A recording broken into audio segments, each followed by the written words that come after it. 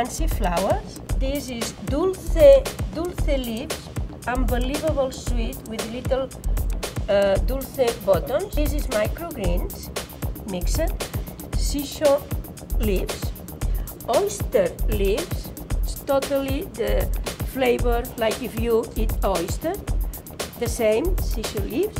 This is finger, salty. This is apple blossom. This is cherry.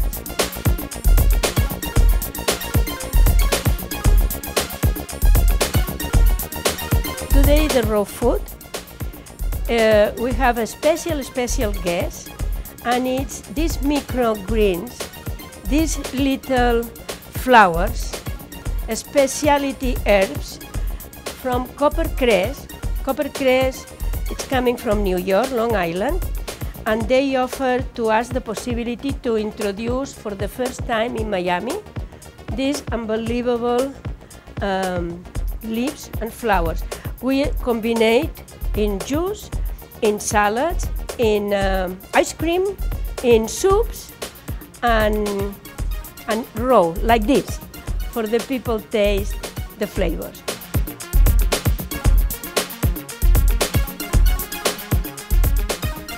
You can do this in a garden.